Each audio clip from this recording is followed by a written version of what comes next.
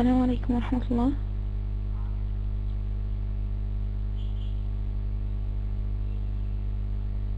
Okay, the sound is good. جزاكم الله خير. Okay, how are you doing, everyone?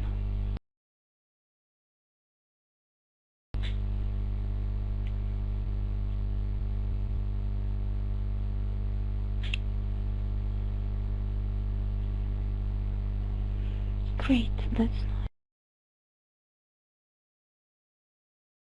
nice. Okay, I'm fine, thanks.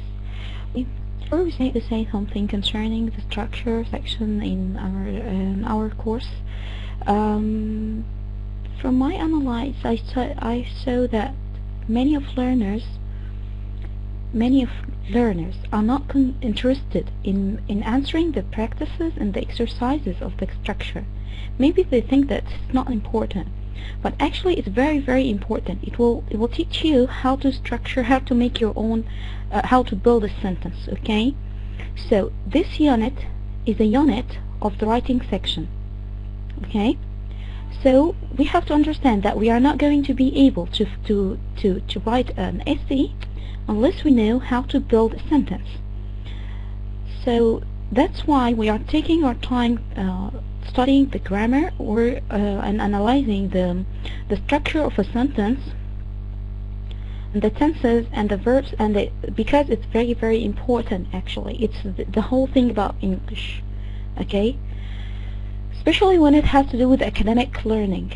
Okay, when you have to do with the casual talking or to hold a casual conversation, it's not very important to study grammar or to be aware with grammatical rules. Okay, but concerning academic learning, how to build a sentence. Okay, or to write a sentence in a sound English form, in a correct English form. Okay, so I just wanted to make it clear, and let's start our session today. We're going just to make overview about the last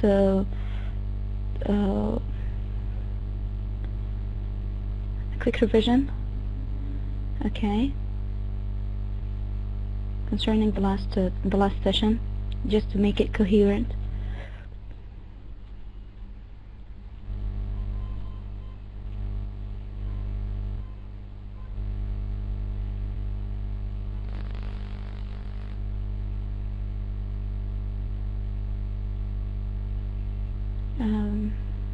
It's loading. Okay.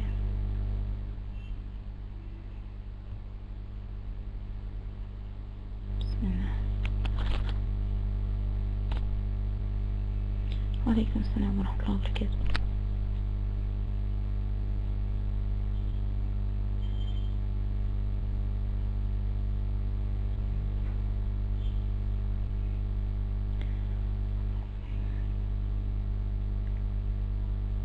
I'm sorry, it's very slow. The internet is very slow. Just 1 minute.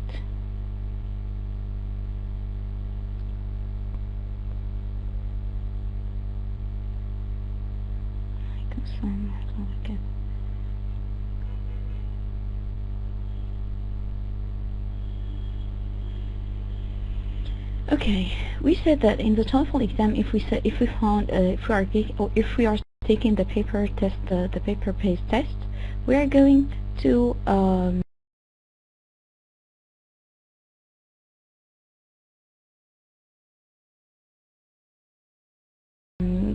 find two types of questions, like to complete the tense correctly, and the second type is to find out where is the mistake. Okay, to point the mistake in the sentence. Okay.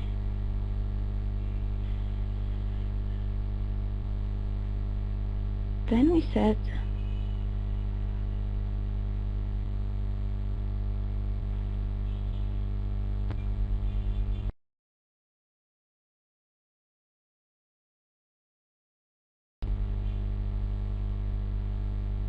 there you can hear me or not?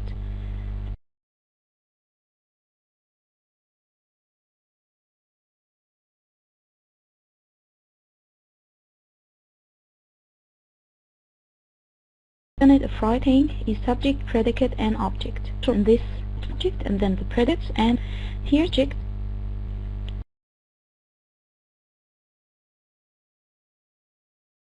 Here's the subject, the snow.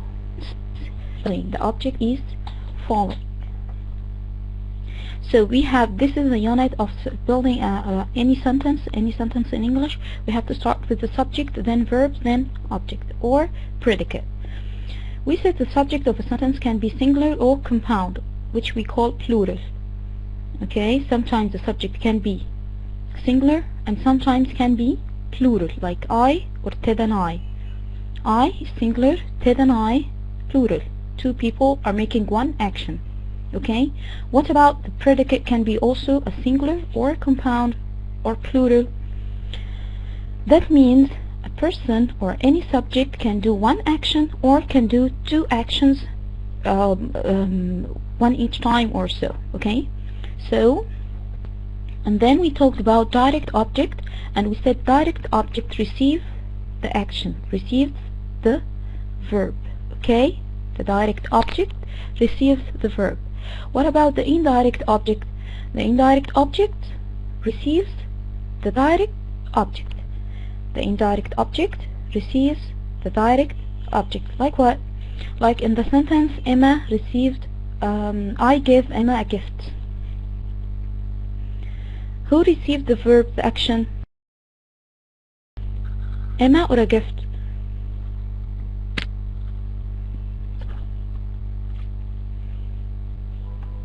A gift. Okay, so the gift is no. Mr. Amir, who received gave? Gave, no. Who received gave? Emma or a gift? Gave. No. Received the action.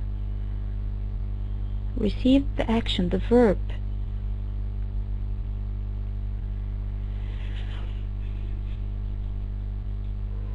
So, who received the verb? Okay, who received the gift? Who? Which word here receives the gift? Emma. So Emma is the indirect object. Why? Because it receives the direct object. Okay, so we can find two objects in a sentence, like indirect and direct object. The direct object receives the action itself. Eat, sleep, run, play, swim, whatever. Okay? But the indirect object receives the direct object, like the teacher threw the children a surprise party. Throw. Here, where's the indirect object? The direct object.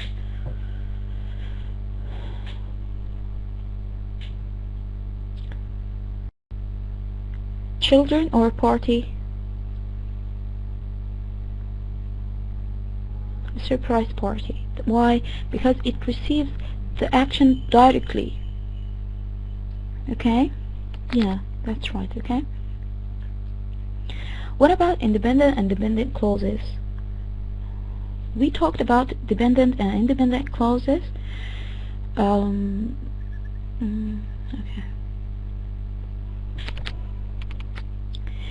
Independent means it doesn't need any help to complete its meaning. It has an independent meaning by itself. But the dependent means another part, another clause to complete its meaning. It cannot stand alone.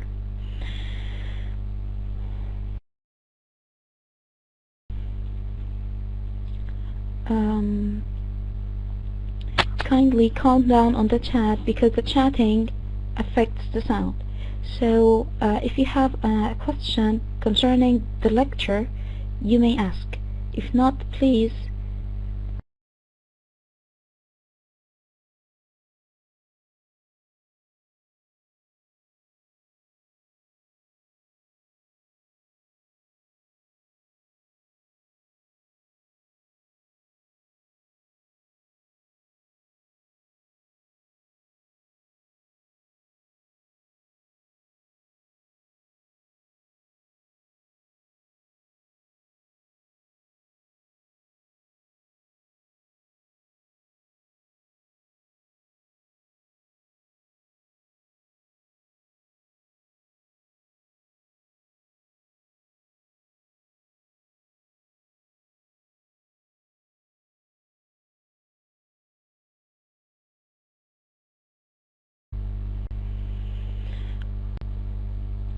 Assalamu alaikum. Okay, now. Nice. Great. Thank you very much.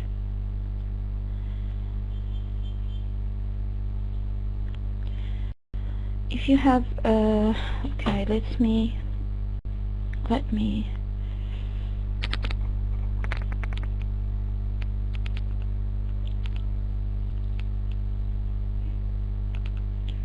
okay.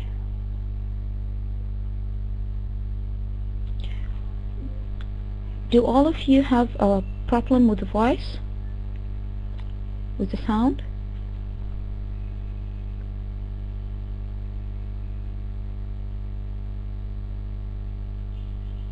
Mr. Rabia, you may refresh your page. Okay, so if you are facing any problems with the sound, please refresh your page. Press F5 or just refresh the page from the top up, from the top part. Okay? جزاكم الله خيرا.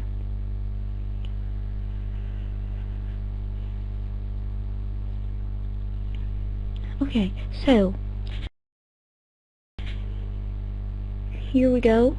We said independent and dependent clauses. The clause is a small sentence. When the sentence gives a complete meaning, that means it's independent. It can't stand by itself. Okay?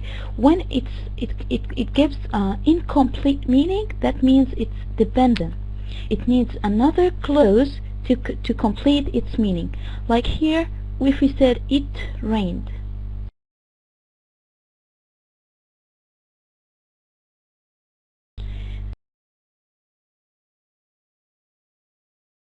If we said it rained, complete rain. But if the thing is it, we need another part to make sense.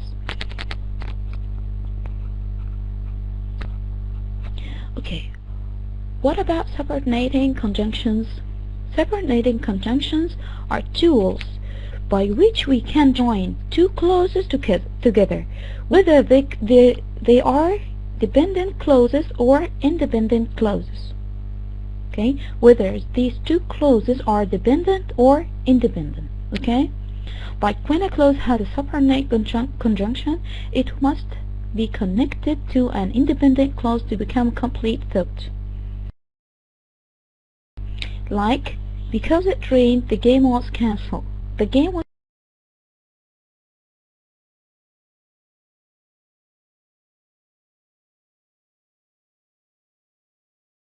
and it closed. It can't stand alone. Okay, and it became a sentence with a both dependent and independent clause is called complex sentences. When the independent clauses are combined, the result is compound sentence. Compound sentence. Okay,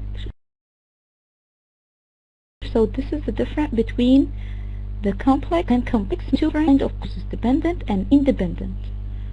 What about the compound sentence? It's that means that two independent clauses are combined together.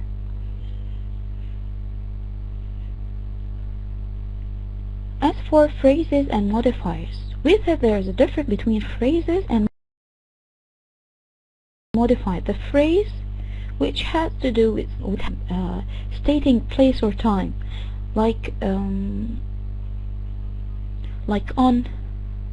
in, over, and so on. And it consists of preposition and noun or pronoun, like in the kitchen, on the chair, and so on. What about the modifiers? The modifiers are words and phrases that qualify or describe people, places, things, and action. Prices. Then we call it what? What do we call it? When we describe nouns. Which part of speech describes nouns? Adjectives. It was a question.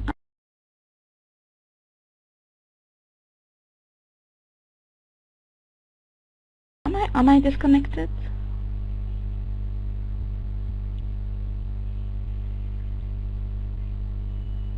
Assalamu alaikum.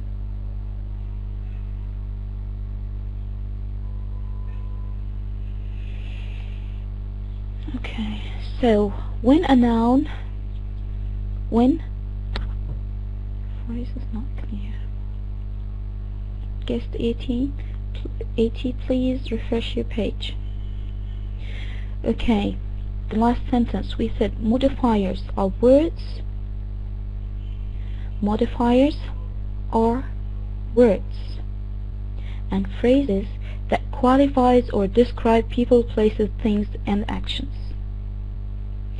That means when the word describes people, places, or thing, which is a noun, we call it adjective. The adjective describes nouns. The adjective describes nouns. Okay, what part of speech which describes actions, verbs, adverbs? The adverb describes verb. Okay, the adverb describes verb. Is it clear?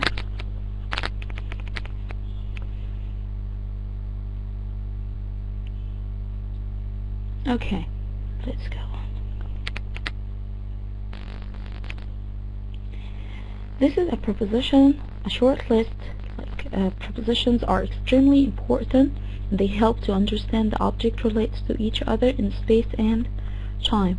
And these lists are some of the prepositions that used in English, like through, throughout, till, to, off, on, out, over, since, for, except, behind, below, beneath, and so on.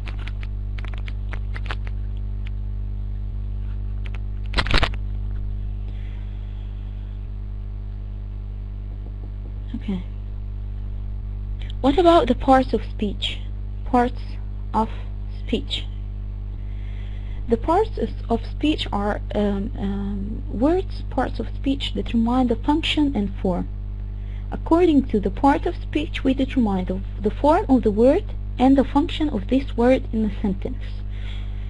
The noun's function is to name, to give name to person or place or thing or concept. Concept like happiness, sadness, and so on.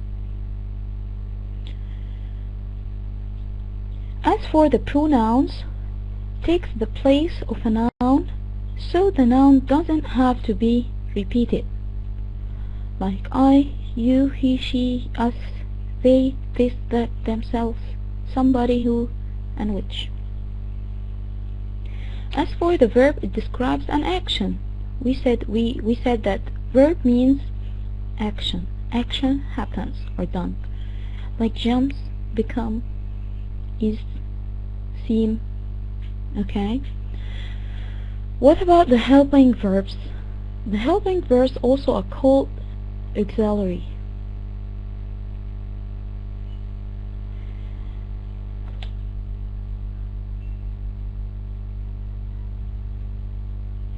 Assalamu alaikum. Would you please stop chatting? Don't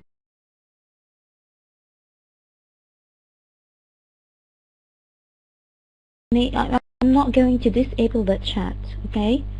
I want you to don't ask about anything else unless we finish, okay? Because you are wasting our time and your colleagues' time, and this is not fair. Okay, I will give you time at the end to write your question in a outside paper as a note, and then we can ask and we can discuss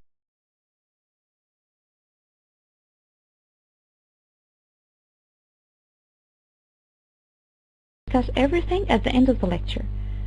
Okay, so but during I'm distracting your Mr. Muhammad at the end of the lecture. Write your question on an outside piece of paper, and then you may ask when we finish.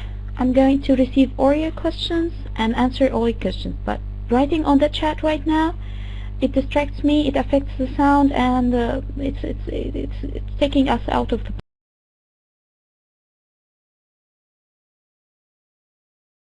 point. Okay, so let's go back to the function of which are also called auxiliary verb. The auxiliary verb, it's not the main verb. It comes to the sentence in order to help the main verb, okay? Combines with other verbs like main verbs to create verb phrase that helps indicate tenses, okay? So, like forms, all the forms of verb to be or verb to have, can, may, will, and should and shall, and so on, okay?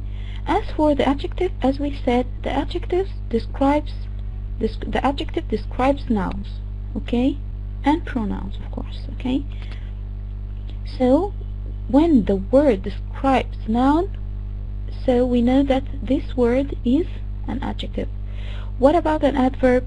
The adverb describes verb, okay, like slowly, happily, always, very, yesterday, and so on. As for the preposition expresses the relation between the relationship in time or place between words in a sentence. Like where the chair is in the classroom, or something like that, okay? So we determine, or we state the time or the space, like in, on, around, above, okay?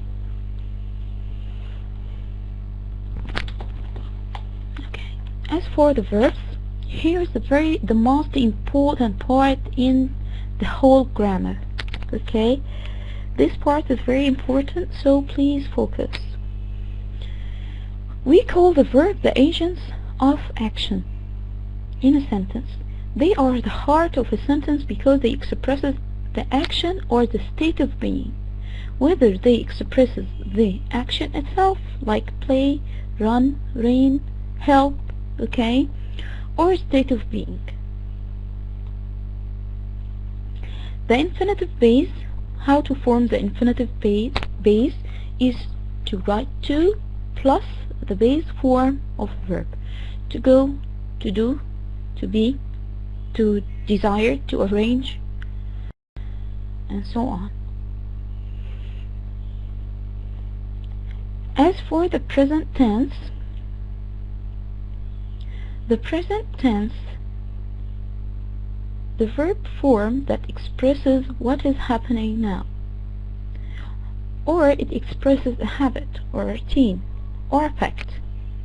I'm glad you are here, and you are. Chester smiles a lot. Smiles. The present tense of regular verbs is formed as follows. As the first person, for the singular will be dream, and the plural will be dream. The second person will be dream for the singular, and dream for plural. As for the third person, he and she and it, the singular will be, we add s or t or es. As for the plural, we write the verb.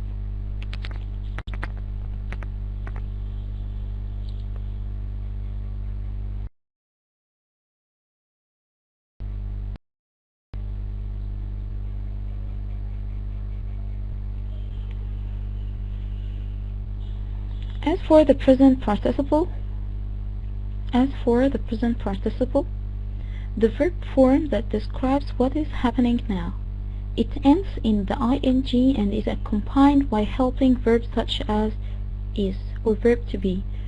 Simply, we use verb to be plus the verb plus ing. Am or is or are according to the subject itself, plus the verb like smile or walk, plus ing like smiling or walking. But we have to be careful that sometimes the word with ing is not always a present participle. Sometimes it's a gerund, so we have to be sure that it's a verb, not a gerund. How can we differentiate between a present participle and a noun, or maybe an adjective?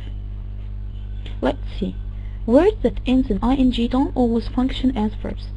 Sometimes they act as a noun and they are called gerunds. They can also function as an adjectives called participle phrases. Participle phrases. In the present simple, you will find this form: verb to be plus verb plus ing. He's eating. This is the action.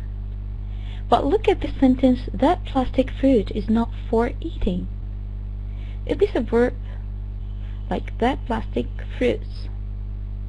Okay, this is the subject, and then the verb is the action, or is a state of being, is not for eating. Here the word eating is not a verb, it's a gerund. If we said the sleeping baby awoke, okay, here the sleeping is a describing word. It describes someone, a noun. That means this word is a adjective. Okay, so the grammar has to do with the meaning. The grammar has to do with the meaning. We have to understand what convey. If I want to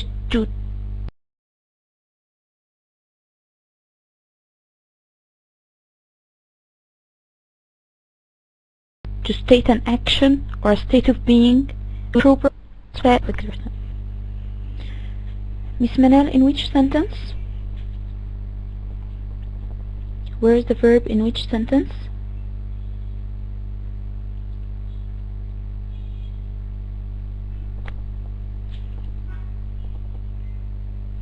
In the last one. Okay, you tell me.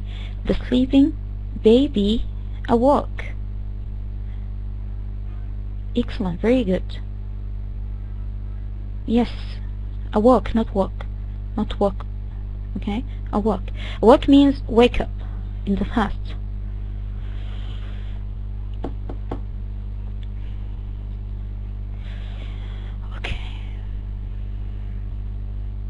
Okay, as for the past tense, the verb form that expresses what happened in the past. The verb form that expresses what happened in the past. It rained 4 inches yesterday. Here the action happened and is completely finished or done in the past. Okay? What about the past participle? The verb form that describes an action that happens in the past and is used with the helping verb has. Okay, it had rained 4 days. Chester had not smiled 4 days.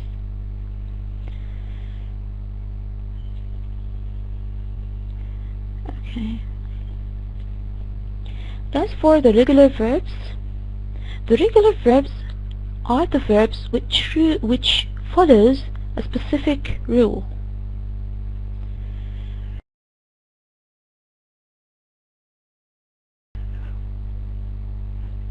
The regular verbs are verbs which follow as rules forming the present participle, the past tense, past participle form, and even the present simple. Okay? The present participle is formed by adding ing. The past or past participle is formed by adding ed.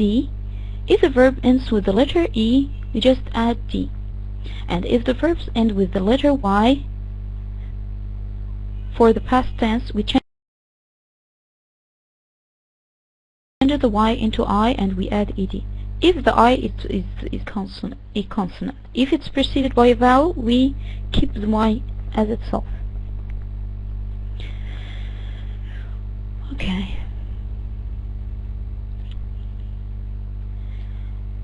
Some verbs in the English language have the same present and past and the past participle form. Here's a partial list of those verbs, followed by several examples, like bit, hit, hurt, spread, cost, quit, upset, or cut, or read. Okay, so these verbs do not change. We do not change the form of these verbs. As for the irregular verbs, they do not follow any rule. We have to study them. We have to study these irregular verbs. We can find the irregular verbs list on the internet. We can search for any list. It will work. Okay, it will be useful for you. Okay, but you have to have this reference. It's very important to have a list for the irregular verbs. We can divide these verbs into three categories. The first irregular verb with the same past and past participle, like plead, pled, pled, or meet, met, met. Okay? As for the irregular verbs with three distinct forms, like go, went, gone, is, am or is or are, was or were, been. The three different distinct forms are totally different. They are different already, okay?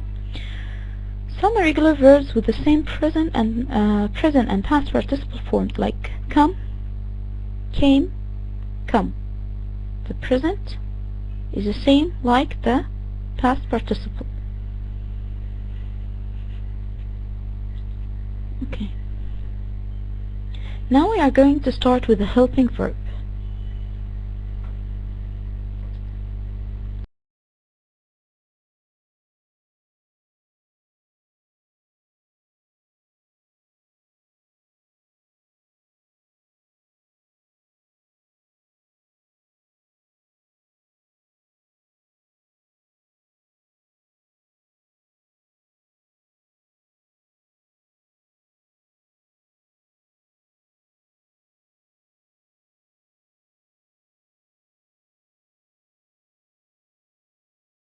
Okay,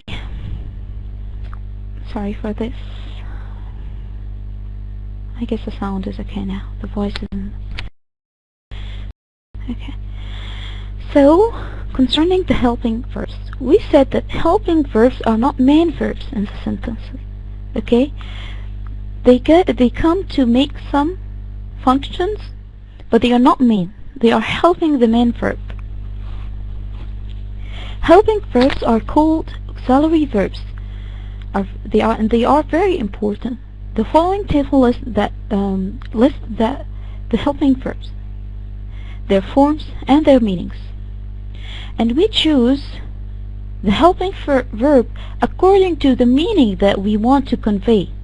When we are writing an essay or a passage or any paragraph, we have to make sure that our vocabulary choice is matching with the meaning that we want to convey, the meaning that we want to deliver, okay, to avoid misunderstanding. Okay, so a verb like will or shall, the past form of it would be would, and it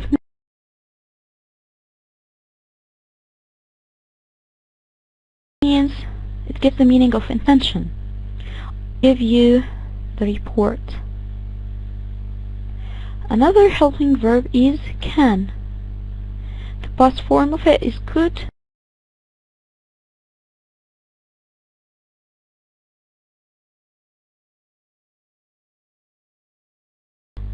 And it gives the meaning of ability.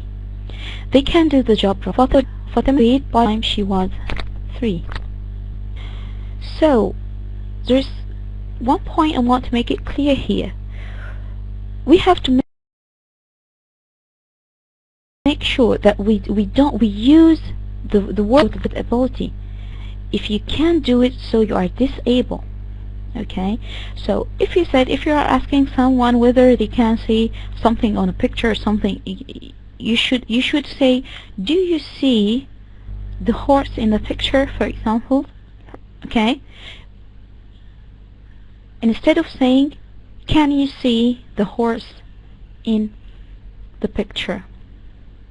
Why? Because if you said, can you see the horse in the picture, here it has to do with the ability of seeing, you know, like are you, as if you are asking, are you blind, can you see this or not, okay?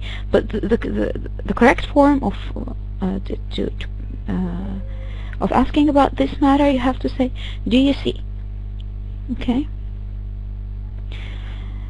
so as for may and might, can and could, the past form is could and might, and they has to do with permission, taking permission. You may be excused. We could leave early if we want to.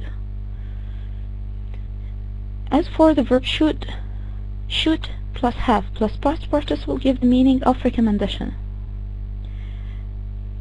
The nurse said I should lie down and rest.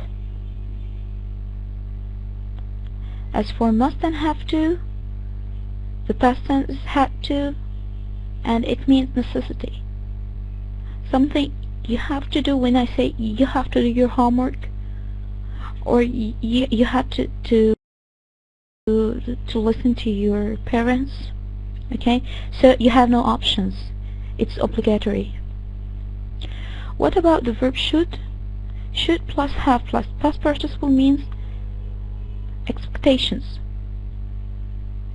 You should have sent you, the doctor should have sent you a copy of his report, okay?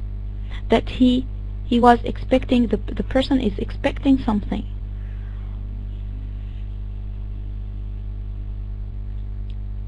Could in the past and could in the future.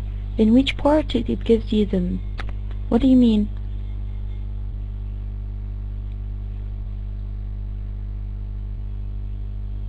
This part?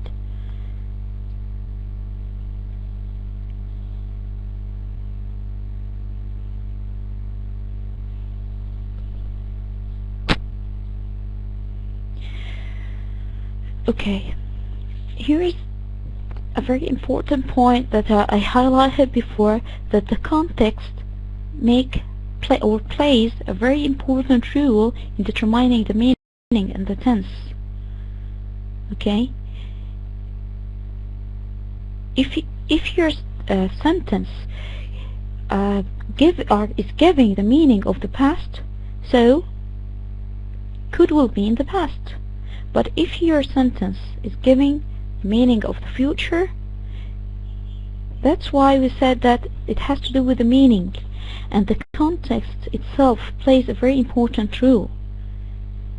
You determine whether to use the present, past, or future. Okay, like for example, the present participle is going. Is going means or is playing or is swimming, whatever. Okay, this gives the meaning of progressive. I mean, like at this time you are doing something. But in some context, if you said Ali is traveling by the coming week, okay, here is traveling is not the present participle anymore. Okay, it gives the meaning of the future, the meaning of the sentence exactly. The context is very important. Okay, is it clear now? Great. Okay, as for should and should have plus past participle, we said it expresses the expectations. As for may and might have past participle, it gives the meaning of possibility. Whether you is it possible to do so or not? Okay, the revolution might not have succeeded without their support. Okay, so there is a possibility. It's not certain. We are not talking about certainty here, you know. So it can happen or not. It depends.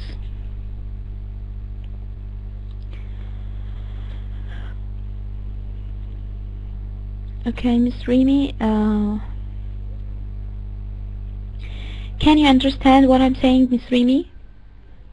Or Mr. Remy?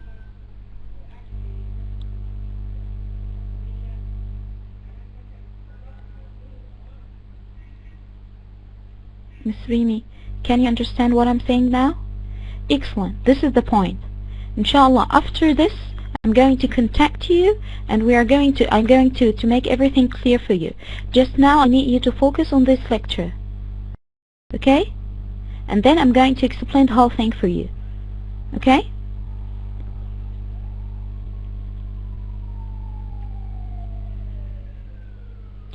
Yes. Obviously, we are discussing grammar. Yes. Structure and style of writing. As for the subjective mood,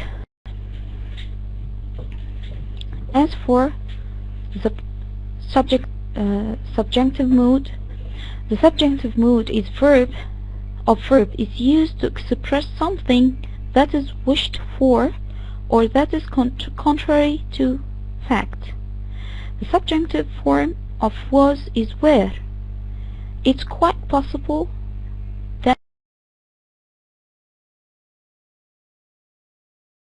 you will see a question about the subjunctive on the Toefl exam, like they're human beings. Obviously, you are not a bad fish. You are not a bad even. Okay? So we are consuming something. We are assuming something. Okay?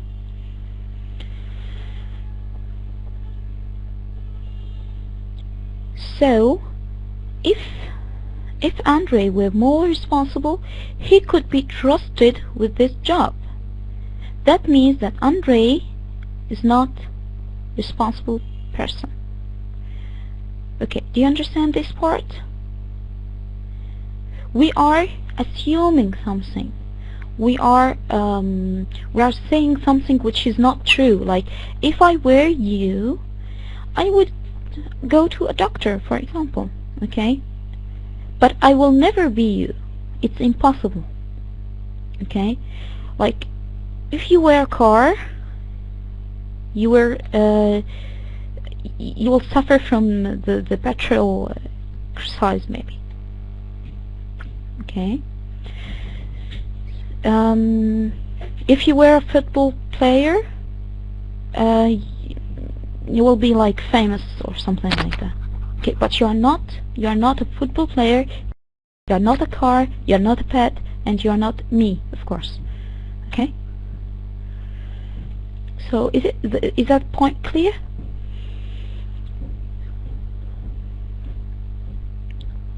Mr. BD, so what? What's the point of what? I'm sorry, I didn't get your point.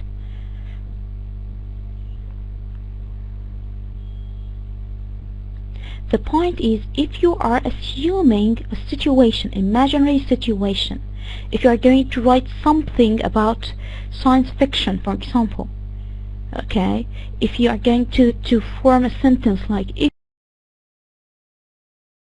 if we were living in the future, okay, you are not living in the future, and it's impossible to live in the future.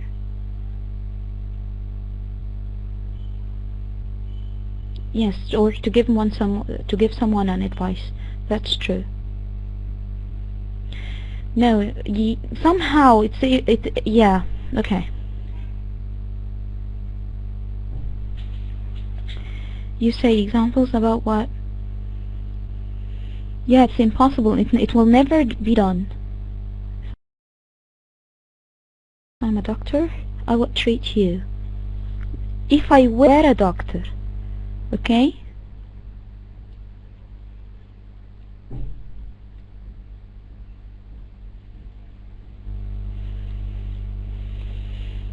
Okay, so is it clear? Now you know how to form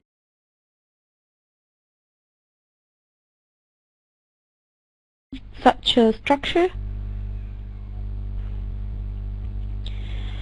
the whole point of our course is, or this lecture is how to form a sound English structure. Okay, how to generate a sound English sentence. We use, Miss Manel, we use was or were. We don't use the present simple of any other verb. We use only was or were.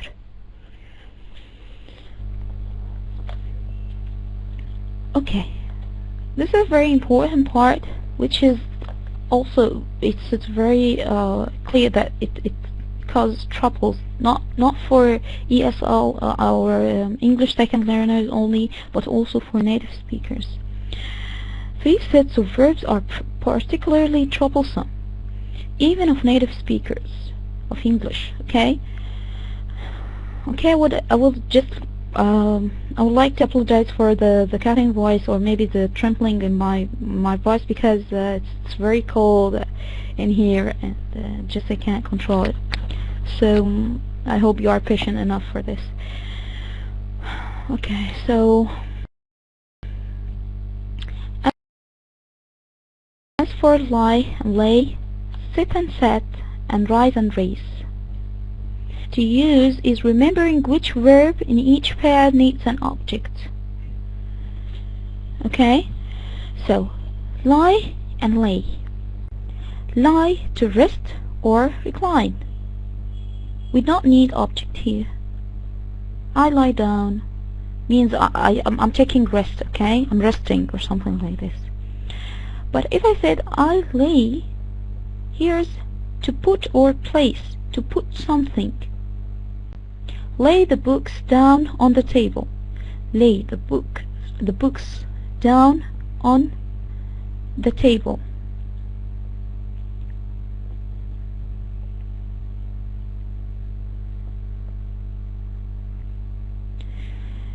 If we said go lie down if you are tired, here the action doesn't need any objects. But here, this action, it needs an object. Lay the books. Put the books. As for sit and set. Sit means to rest, to sit down. You sit by yourself. You don't need an object. Sit down. But what about set? To set, to put or place. Like he set the books on the table in the corner. He sets the books.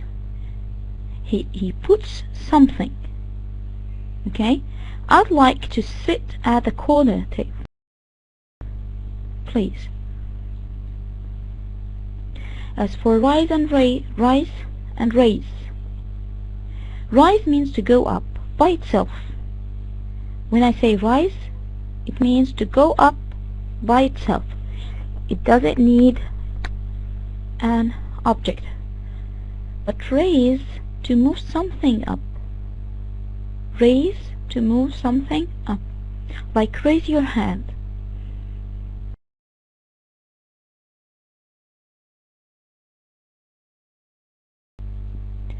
When I say rise, to go up, like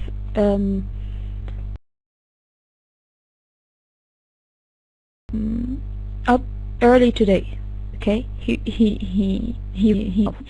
to raise something, to move something up. Okay, like raise your hand. So here the object will be hand. Now, is it clear? Yes, raise your voice. Raise something. Raise anything. Yes, Mr. Remy, that's right.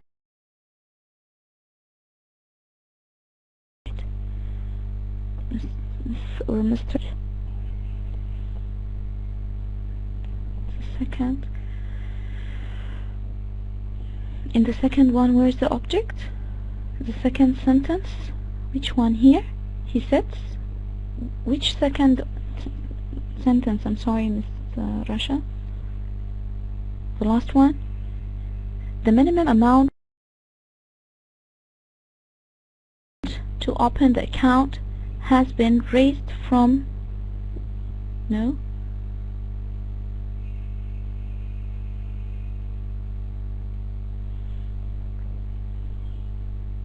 okay, okay,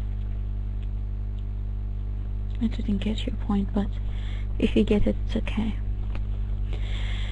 Okay, here's the basic forms of these verbs can also be a bit tricky.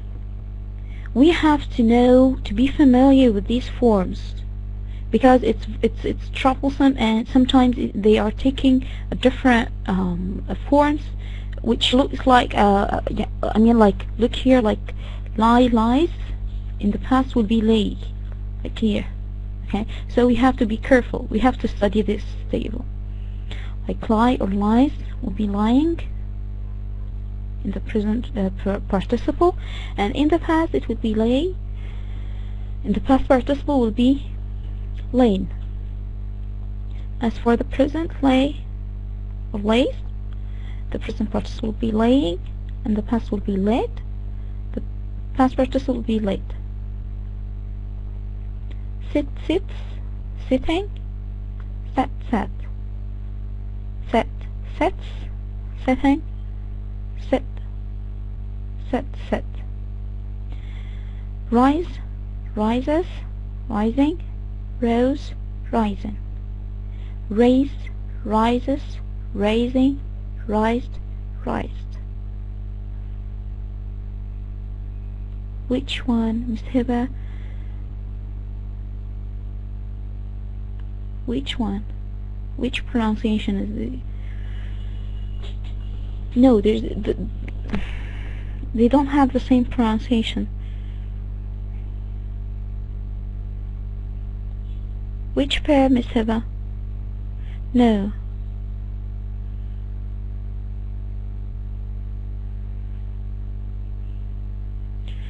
It means to rest, and yes, to say a lie. It has two meanings. Mr. Dr. Riham Masoud. Question. Which question? I didn't say any question. Is there a difference between lie, not telling the truth, and lie to rest? No. The first one means saying something not true. Which one?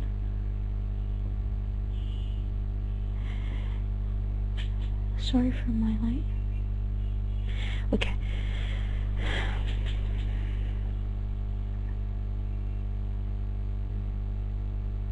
Lie. Lay.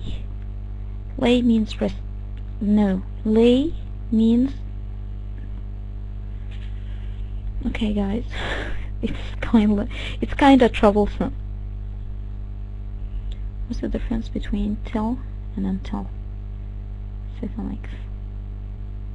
No, not necessarily not Cethanix, Mr. or Miss PG.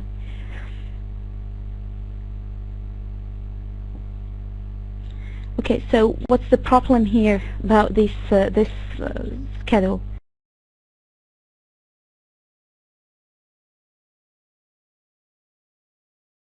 Or this table? Yes, the tense flexible. That's true, Mr. Mahmoud. Yeah.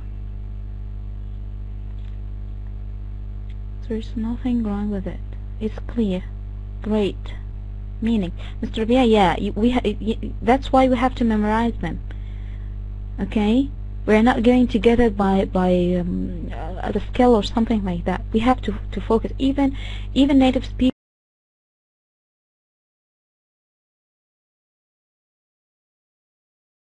It's troublesome for everyone, you know.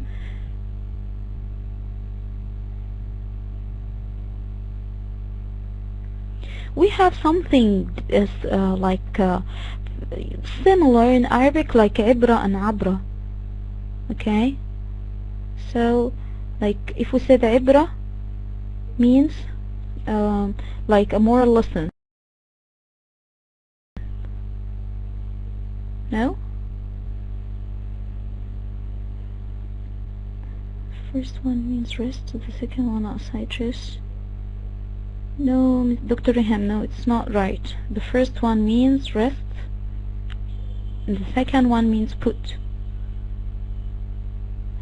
Okay, sit means to sit down. Remember it with sit down, to sit, to rest. But set, to put something. To put something, okay? Okay, so in Arabic also we have this, like we said, like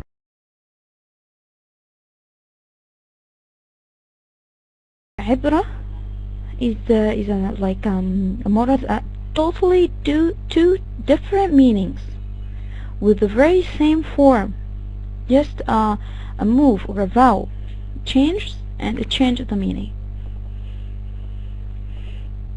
Okay, is it clear now?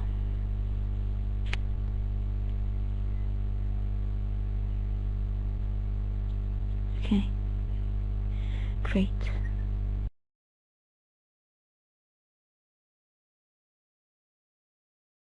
Okay, that's nice.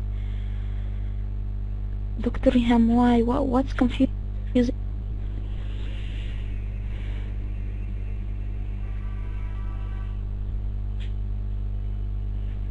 Dr. Riham, which part is confusing?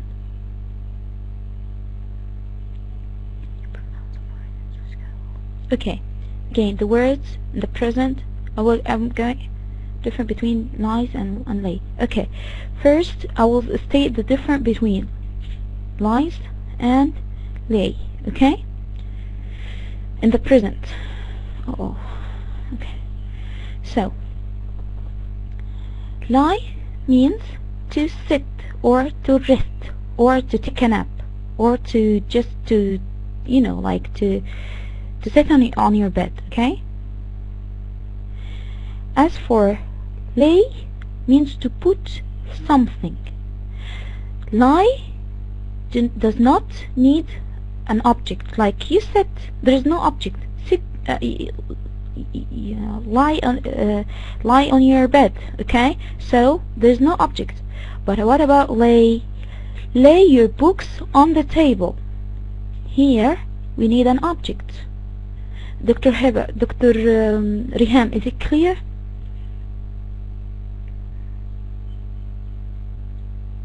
Is it clear now? One of them needs an object and the other doesn't need any object. Okay, concerning the pronunciation of them, lie, lies, lay, lays, sit, sits, set, sets, rise, rises, raise, raises. Do you think they have the same pronunciation? Do you still they have the same pronunciation?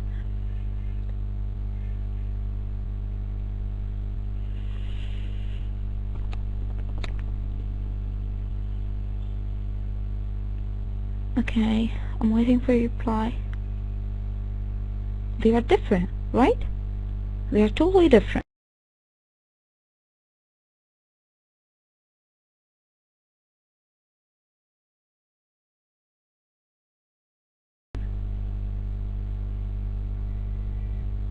Great. Yeah, I'm sure. I'm sorry, I just forgot who asked about the pronunciation. They don't have the same pronunciation. Yeah, Miss Heba, you asked about the pronunciation. I hope you get it. Okay, let's go on. This part is very, very, very important because it has to do with our writing section. Inshallah, we have to remember this part whenever we continue in our Toefl. So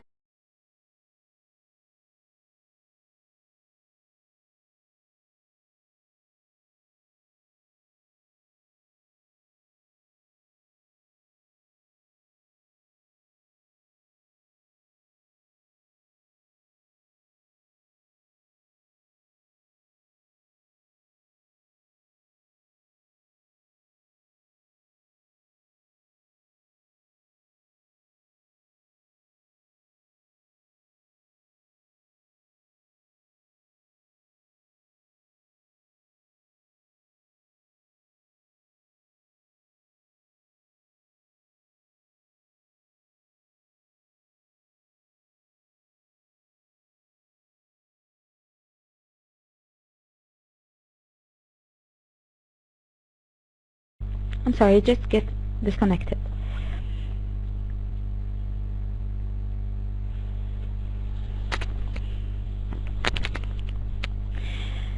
Engineer Ahmed Sabri, your name is changed already.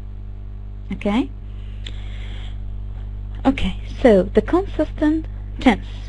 That means when we start writing a passage, if we started writing it with using the present tense, we shouldn't change our tense, our usage of the present tense. Don't mix your tenses as you write. Why? Because this will confuse your readers.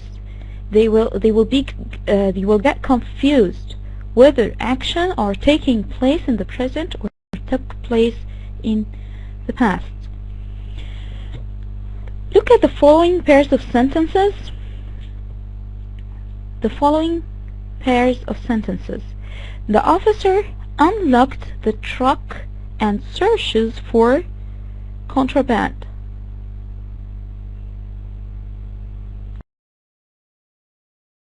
Unlocked, searches.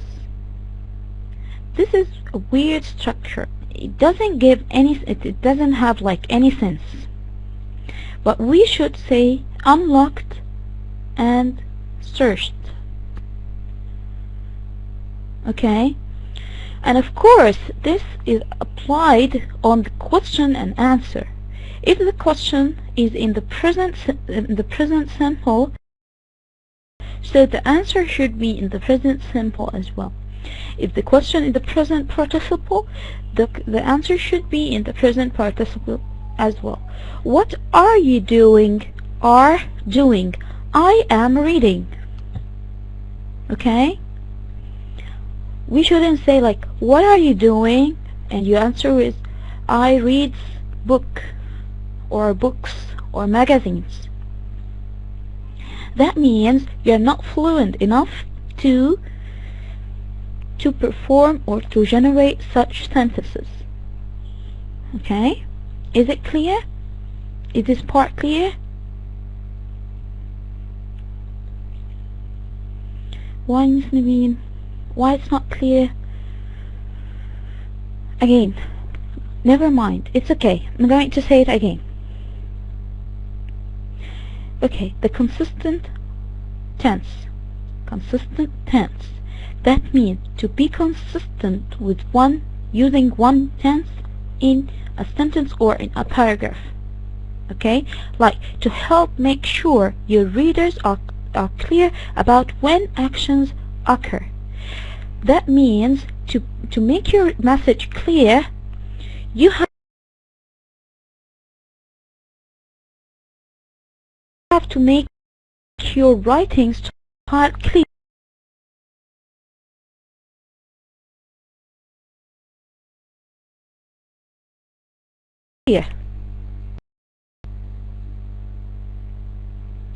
A past starting to start with the present simple. I should stay in the present simple tense until I finish my passage. Why? Because if I mix the tenses, the reader will be confused about what I mean. Like if I said the officer unlocked the truck and searches for contraband,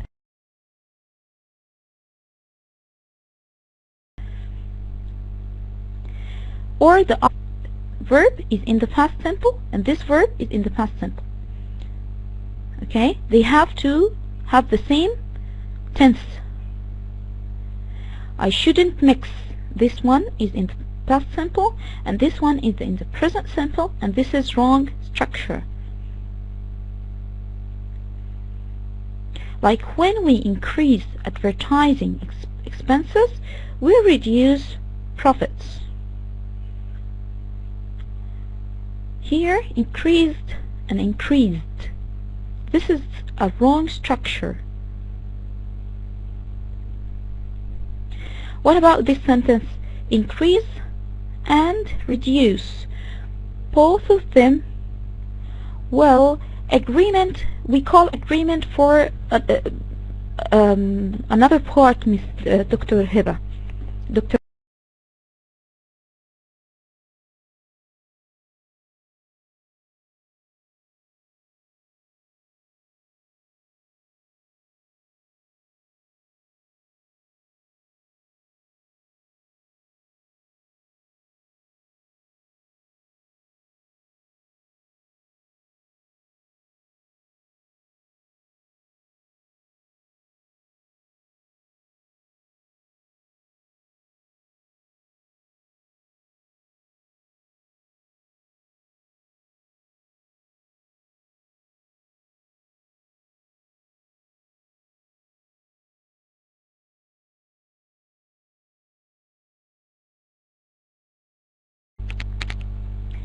Okay, so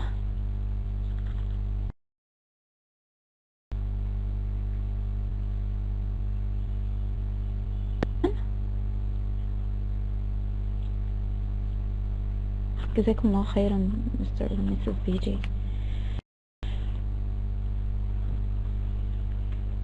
Patients above what, Mr. Remy or Mrs. Remy?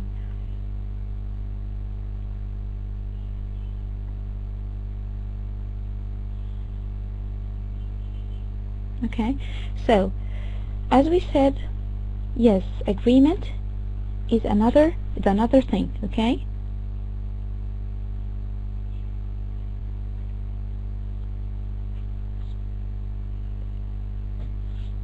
okay, جزاكم الله خيرا Mr. Remy or Mrs. Remy. Okay, so we finished this part. Is it clear?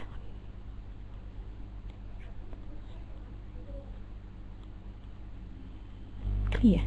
Great.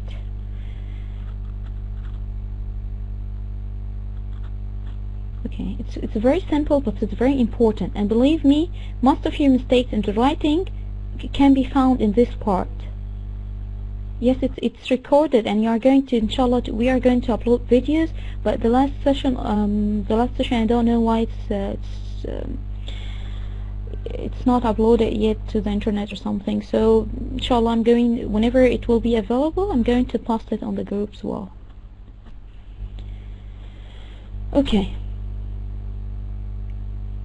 Okay, again, using the chat heavily affects the sound and the speed of the internet. So kindly calm down on the chat, because it affects the internet speed and it disconnects me and affects the sound as well. Okay? جزاكم الله خير. If you have an important question, you can post it right now. If it's not very important and irrelevant to the lecture, please you can ask it later on. Thanks. Mr. Rabia, we don't need it. I need to make sure that all of you understand. I'm not going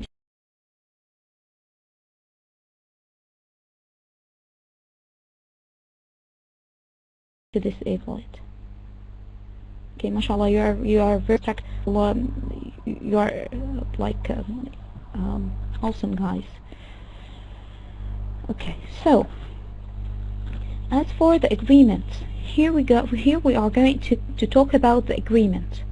The agreements in all sentences, verbs should agree with their subjects.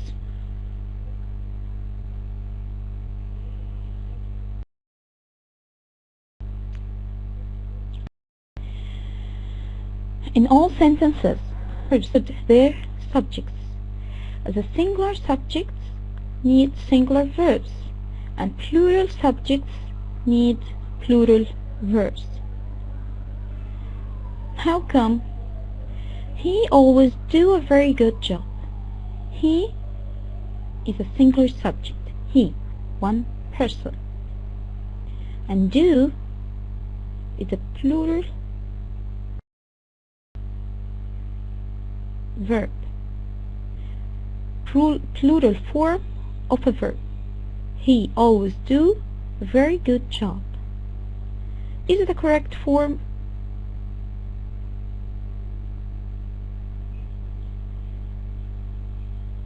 It's not correct. Why? Because the subject is singular The verb is plural, and the verb has to agree with the subject. If the subject is singular, the verb is will be singular. If the subject will be plural, the verb has to be plural.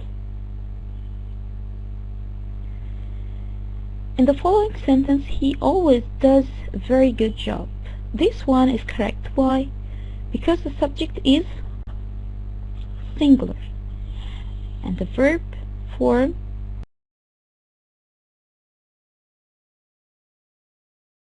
is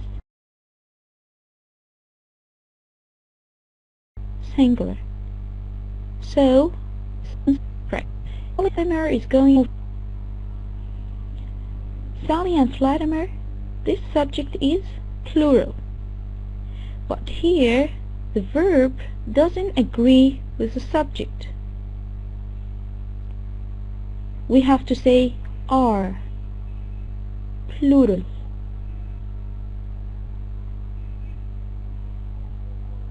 Okay? So, is this part clear? Okay. This is the simple form of agreement. But there is another tricky part. There is another tricky part.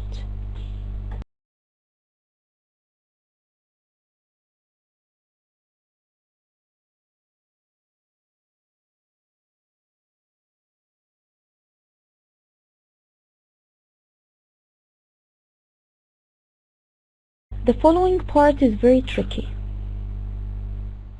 Okay? To make sure that subject, objects, and verbs agree, you need to make sure you are clear about the subject of a sentence. One of the chairs is broken. Here, where is the subject in this sentence? One of the chairs is broken. Where is the subject? And one of the chairs, no. Chairs, no. One of the chairs, no. On what? One, yes, that's it. One. No, one. Yeah, one. Okay? Because of the chairs is prepositional phrase. I couldn't hear you. Okay. One of the chairs. One is the subject. One. Singular. Of the chairs. Of the chairs is a prepositional phrase, and a subject could be in a we cannot find a subject in a prepositional phrase. Here the verb, do you think that the verb agrees with the subject or not?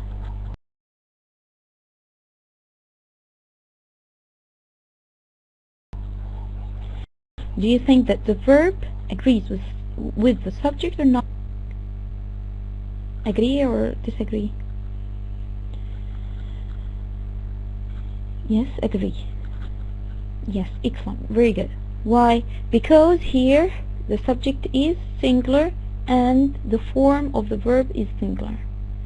So why it's tricky? Why I said it's tricky? Because most of English second language learners, when they see chair, they say, oh, okay, plural. So we have to use are, okay, but it's not, okay. So we have to focus and determine where is the subject, and then form the verb according to the subject. In this sentence, that the subject is one, not chairs.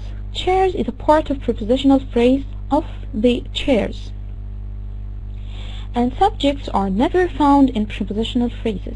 Thus the verb must be singular, is or not are, okay, to agree with the word one. Okay.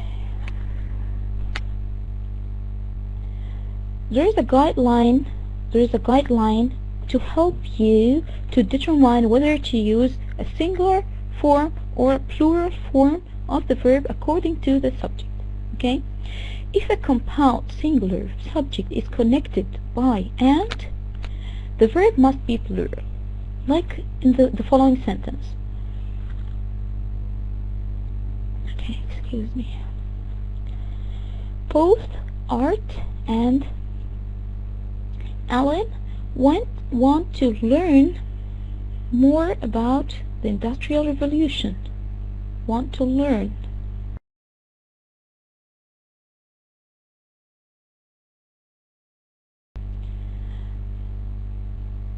Okay. The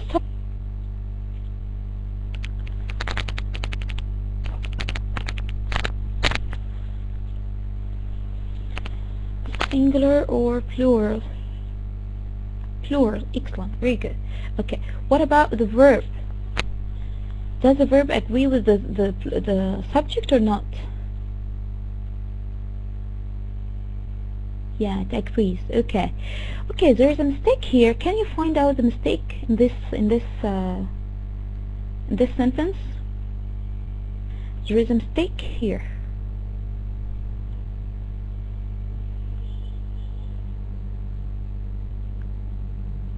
Excellent. Very good. No.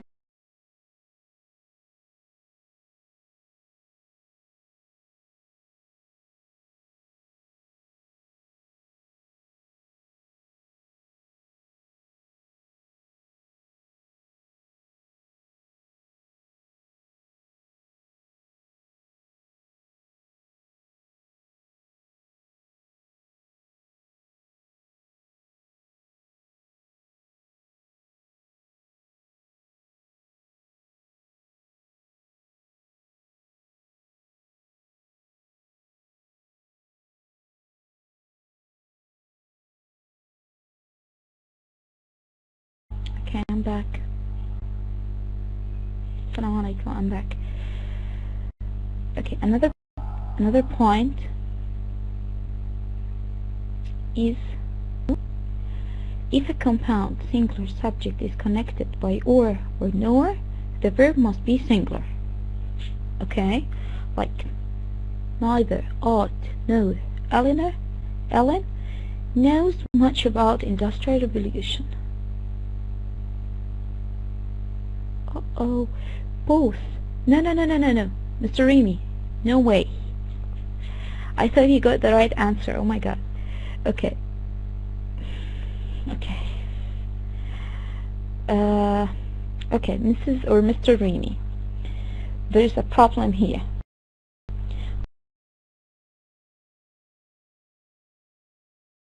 Both Art and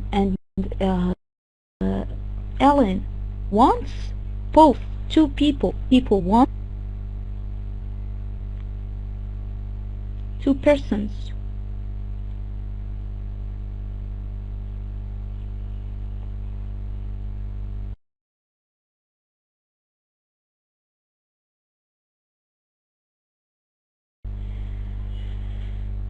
Guys, please get my point. So can we say two persons? Okay, can we say two persons wants with S? No. Excellent. Very good. Two persons want. The plural form is want. Okay, but the mistake in this sentence that the ball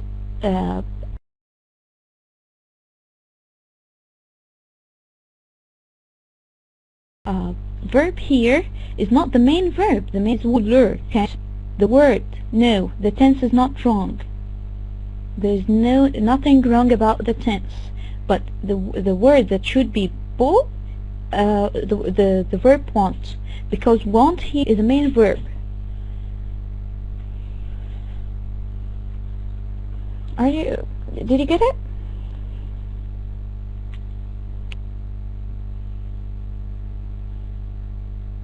Okay. No? Miss Shahnaz, why again? And okay.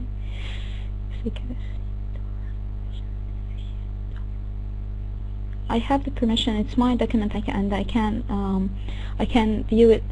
Guest 100. So you need to refresh your page in order to enable the document, to view the document. Okay. Again,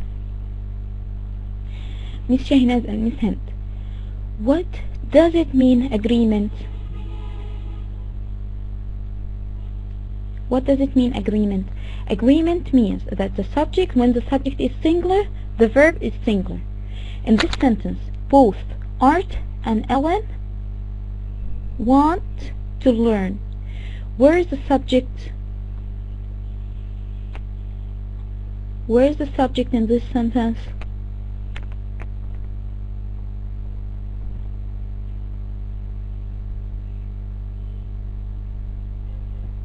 Art, not both, no, Art and Ellen. Art and Ellen. Okay, Miss Hind and Miss Shahinaz. Art and Ellen. Are this? Okay, so where is the main verb in this sentence?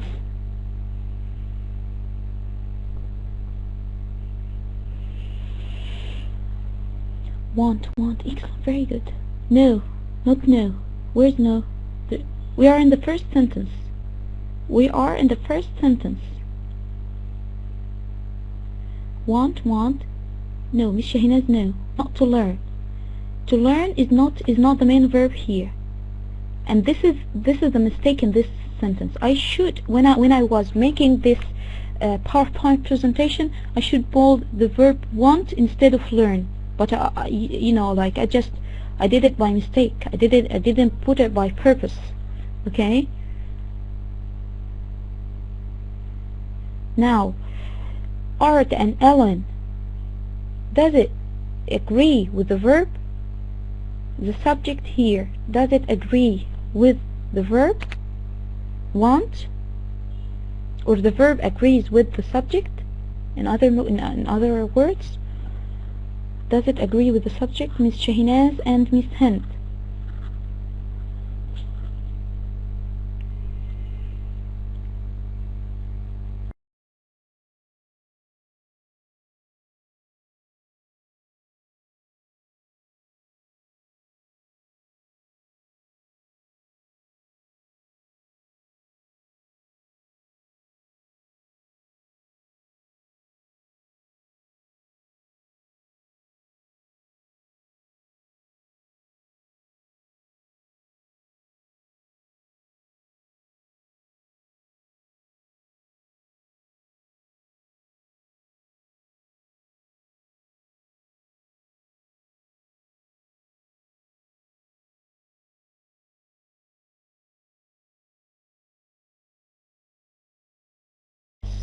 Unreasonable. I'm sorry for being disconnected. Okay. Singular is the same in the Miss Wissam, I didn't get your point. Miss Wissam, I didn't get your point. If no, want or wants. Here the subject is plural. Art, Amal and Iman. Amal and Iman will be. We will use which form of the verb? Want or wants?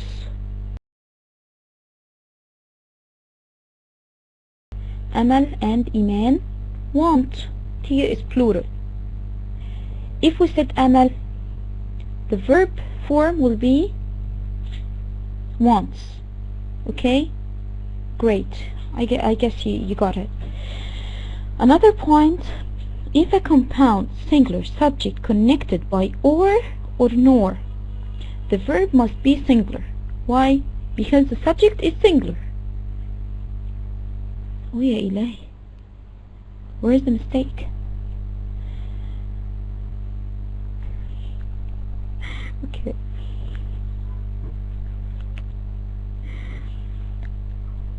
Okay, the mistake here,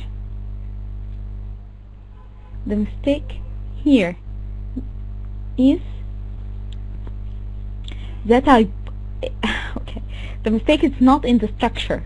The structure is perfectly good. Okay, the mistake is that I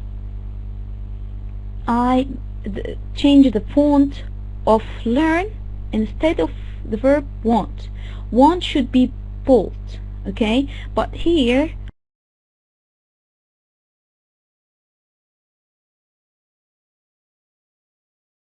learn is bold and it's not the main verb. Want is the main. Okay, let's move on quickly. If it is connect or nor, the verb must be singular. That means the verb will be singular. Why? Because the subject will be singular. If I say Ahmed or Ali, only one of them knows much about the Industrial Revolution. Is it clear?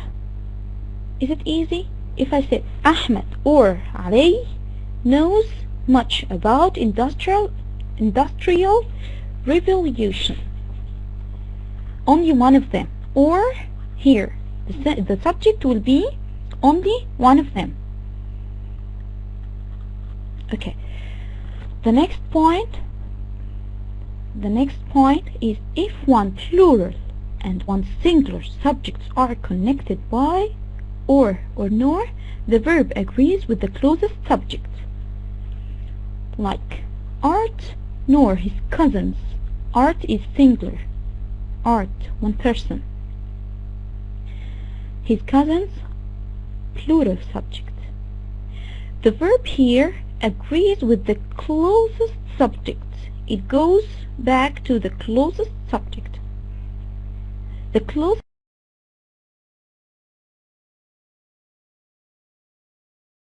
one is plural. So the form neither nor sense of Industrial Revolution. Neither the boys nor the coach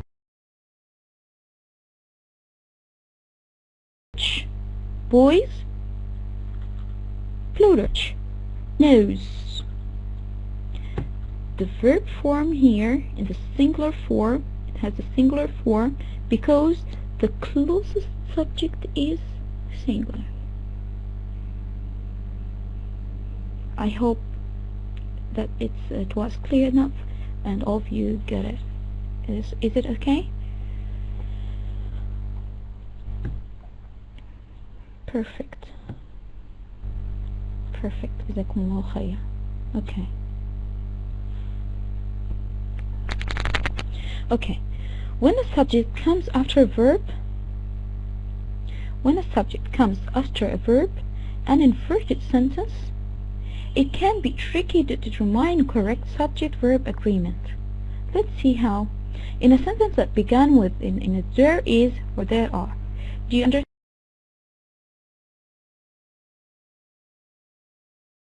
the first sentence? It's very important. A subject comes after a verb.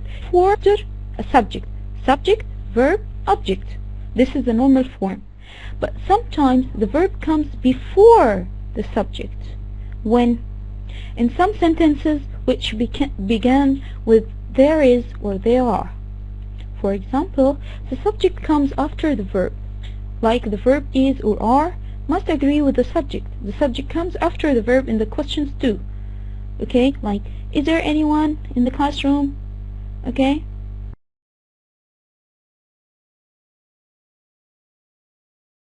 Or are they your friends? Friends are friends. So we have to determine our subject and our head before performing or generating the sentence. Okay, like the incorrect form. There is many reasons not to go. There is phrase is reasons. This is incorrect and the verb doesn't agree with the subject.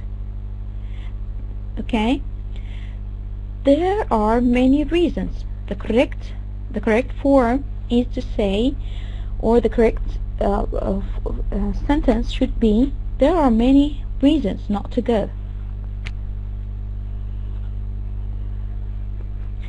Another incorrect sentence, a pair.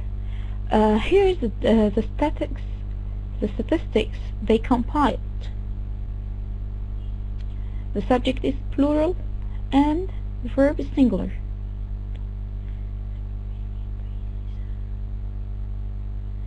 There is two verbs at the very same time. How come? We need to use only one verb. So you have to choose whether to use is or are. We have to use only one verb, there is or there are, according to the subject you are using. Okay? Because there is no, we can't use two main verbs at the same time.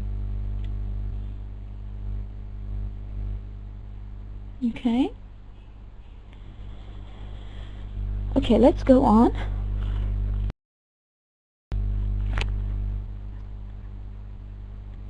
Let's go on. Another pair is what is the terms? What is the terms? Of course,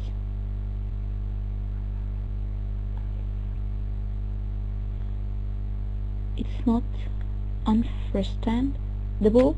What is that? Oh, understandable. It's not understandable. You don't understand, Mrs. or Mr. Remy? You don't understand this part?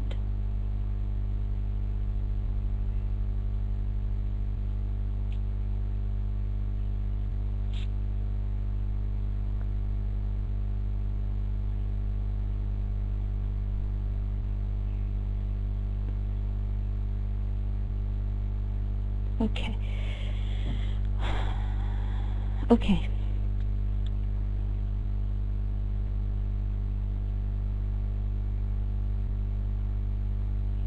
Okay, we said in any sentence we use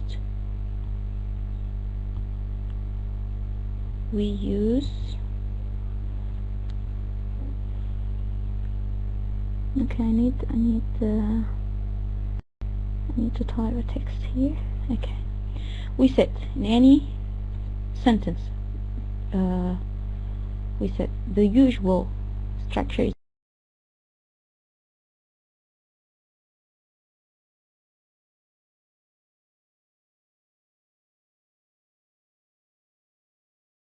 subject, verb, then we do the object, but in first and then the subject.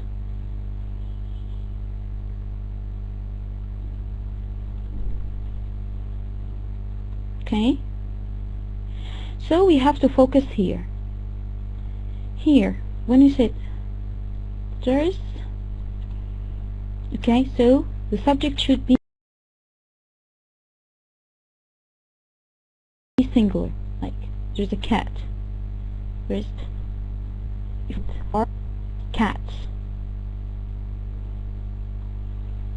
Okay, and the question also, are they your friends?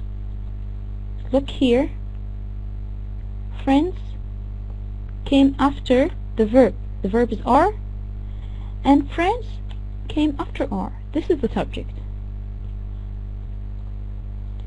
Is he friend? Okay, friend here, singular. Okay, and thus we used as is in order to agree with our subject. Okay, great. Let's continue. As for the gerunds, do you remember when we said the gerund has a form of the verb but they are not verbs? Why they are confusing or why they are tricky? Because two tricky aspects of English grammar are gerunds and infinitives. Gerunds look like verbs because they end in ing. but they actually function as noun. Okay, so why they are tricky? Because they look like verbs, but they are not verbs. They function as nouns. Like Trevor enjoys traveling. Where is the action in this sentence? Where is the action in this sentence?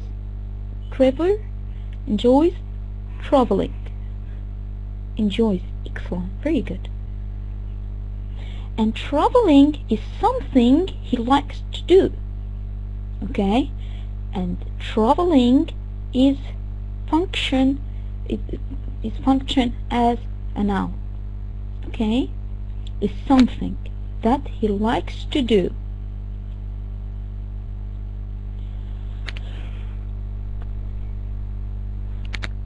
So, is it clear, this part?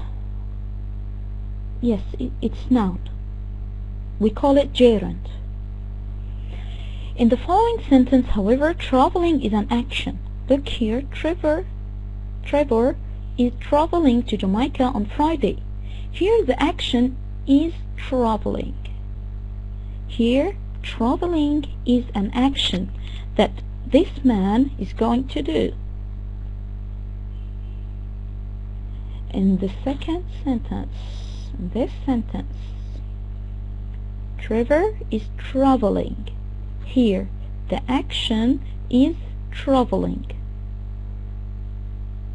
Something that this person is going to do, is going to carry out.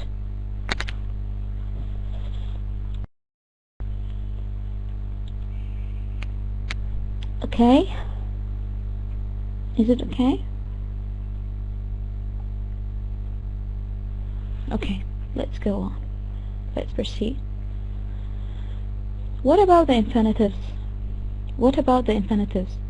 The infinitives, to plus verb base. This is the form of the infinitive. To plus the verb base. To go, to play, to sleep. Okay? Are often parts of a verb chain, but they are not the main verbs or the main action of a sentence. They are not the main verbs or the main actions of the sentence. Angela wants to see that movie. Angela wants to see that movie. Where's the main verb?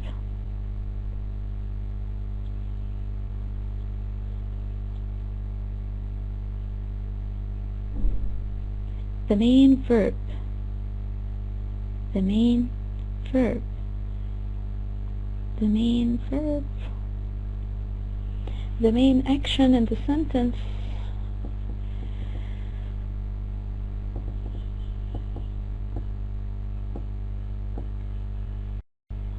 Once. Mr. Islam, why do you think C is the main verb? Do you think C is the main verb?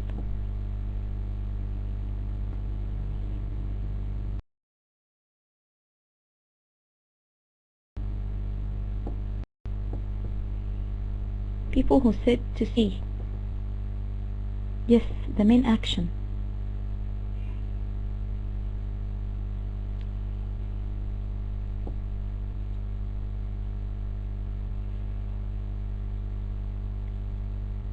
We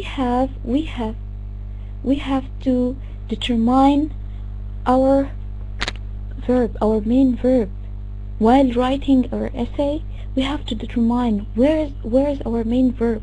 It has to agree with the subject. Okay? So Angela wants to see. Wants is the main verb. To see is the infinitive. It's not the main action.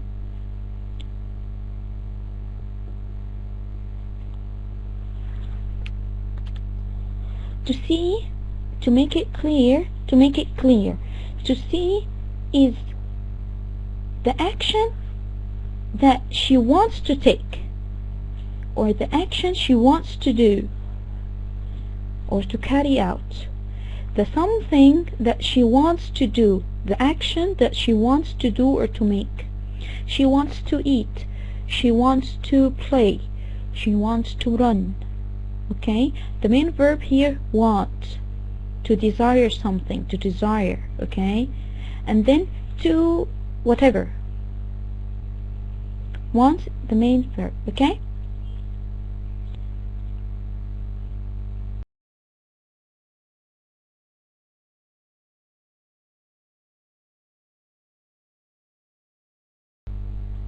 okay, this part is okay. Is this part okay?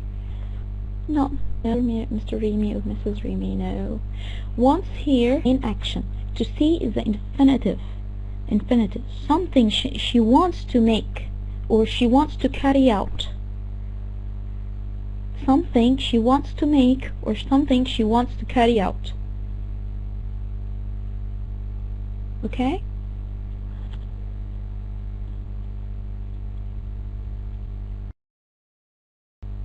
Mr. Remy or Mrs. Remy. Great, okay, that's nice. Okay, when to use the infinitive and when to use the gerunds. We need to study this table in order to know when to use gerunds and when to use infinitives. Always use gerunds after preposition. After prepositions we use gerunds, like you will save time and money by taking the train. Okay, or he is always frustrated after meeting with his lawyer. Always use a gerund after the following verbs. After the following verbs, you have to remember to use gerund. It's not acceptable to write infinitive after admit or appreciate, avoid, okay?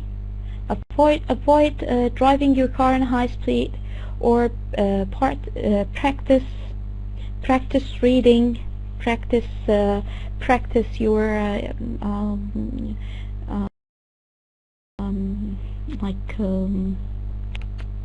answering the exam or anything, but you should use the gerund. Okay, like I just met catching the train. I'm considering joining the army.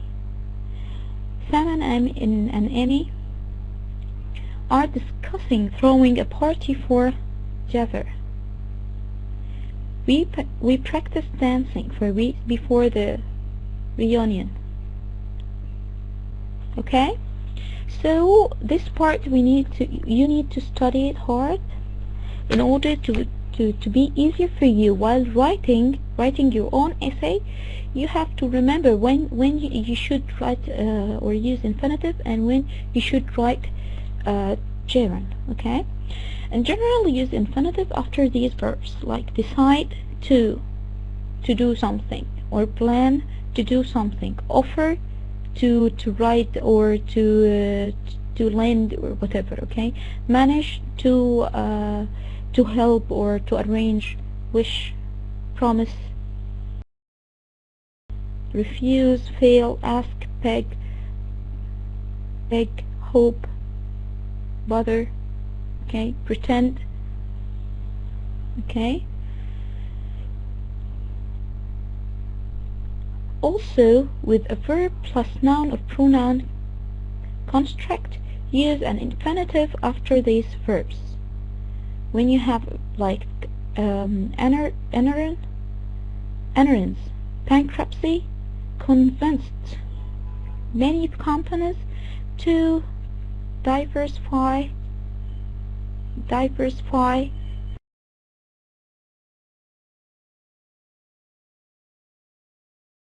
their investments, to diversify, not to buy. Him, here pronoun, and here noun. Okay, verb, noun, but not any verb, one verb from these verbs. Okay, when we use like command, need, force, expect, and so on, persuade. Okay, okay, the last slide. Sorry, what's your question? Okay,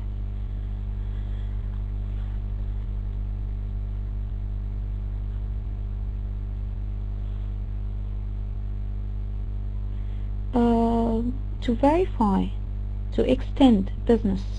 Okay.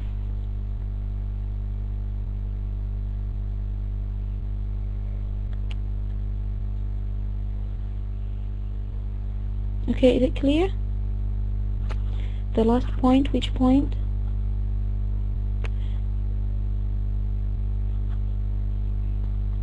Which point, Ryan? Okay, let's go back. This one, okay. Okay, when we see this list of verbs, okay, we follow this verb, like advise him to go to the doctor, for example. Okay. Okay. Here we go. If we said like advice, okay, verb like advice.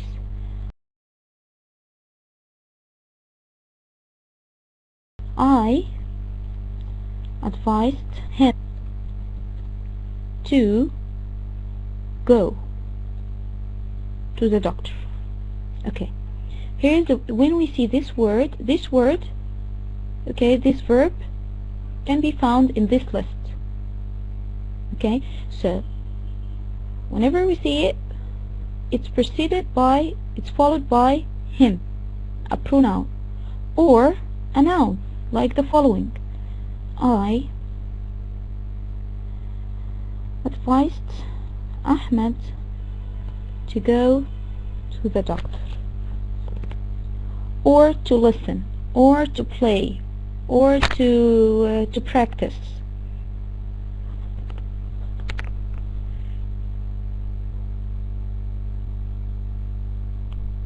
Okay? Is it clear?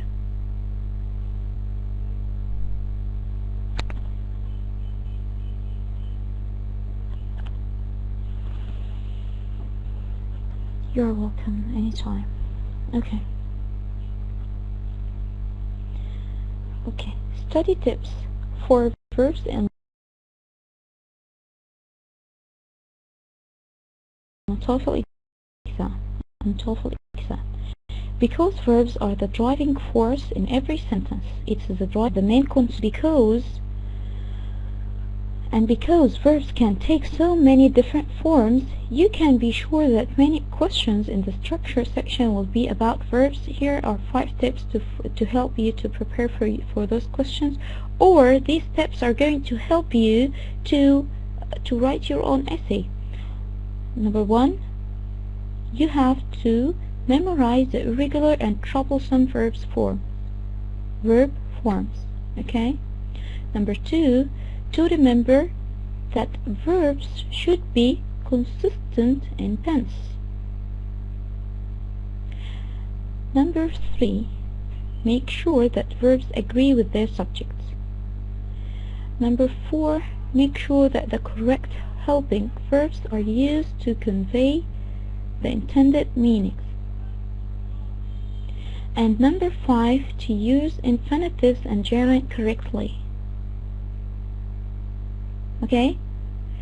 Inshallah, I'm going to upload this PowerPoint presentation on the group.